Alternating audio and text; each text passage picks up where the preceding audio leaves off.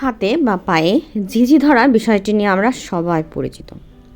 সাধারণত পা বা হাতের ওপর লম্বা সময় চাপ পড়লে সাময়িক যে অসাড় অনুভূতি তৈরি হয় সেটিকে আমরা ঝিঝি ধরা বলে থাকি।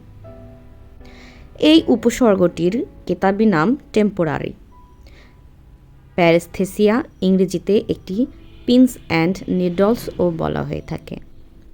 শরীরের যে অংশে ঝিঝি ধরে সেখানে সাময়িক অসাড়তার পাশাপাশি এমন একটি অনুভূতির তৈরি হয় যেন অসংখ্য সুই দিয়ে একসাথে ওই অংশে খোঁচা দেয়।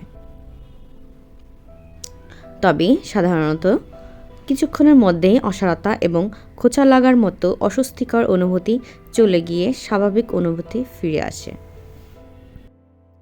ঝিঝি ধরার অনুভূতিটা আপাত দৃষ্টিতে কিছুটা রহস্যজনক মনে হলেও এর পেছনের বৈজ্ঞানিক ব্যাখ্যাটা কিন্তু খুবই সহজ। আমাদের দেশের সবখানেই অসংখ্য স্নায়ু রয়েছে যেখানে মস্তিষ্ক ও দেহের অন্যান্য অংশের মধ্যে তথ্য আদান প্রদান করতে থাকে।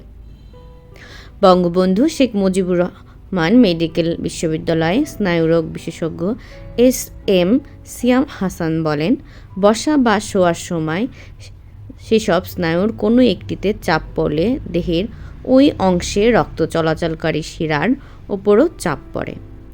ফলে শরীরের ওই অংশে রক্ত চলাচল ব্যাহত হয়। এর ফলে ঝিঝি ধরতে পারে। স্নায়ুতে চাপ পড়ার ফলে শরীরের ওই অংশ থেকে যেসব তথ্য মস্তিষ্কে পৌঁছানোর কথা ছিল তা বাধাগ্রস্ত হয়। একই সাথে স্নায়ুগুলো হৃৎপিণ্ড থেকে অক্সিজেন সমৃদ্ধ রক্ত পাওয়া থেকে বিরত থাকে, যেহেতু রক্ত সরবরাহকারী শিরার উপর চাপ পড়ে।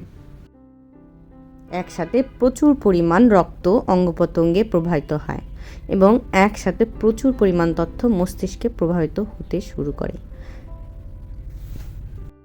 আর এ কারণেই সাধারণত আমাদের ঝিঝি ধরে থাকে। পায়ে ঝিঝি ধরলে আসলে অস্বস্তি লাগে। এক্ষেত্রে এটা থেকে পরিত্রাণের জন্য নড়াচড়া করুন।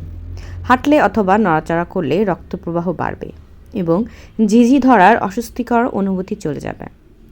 পায়ের উপর পা তুলে বসে থাকলে ধীরে ধীরে হাঁটার চেষ্টা করুন অথবা হাতের ভার সরিয়ে নাড়াচাড়া করুন।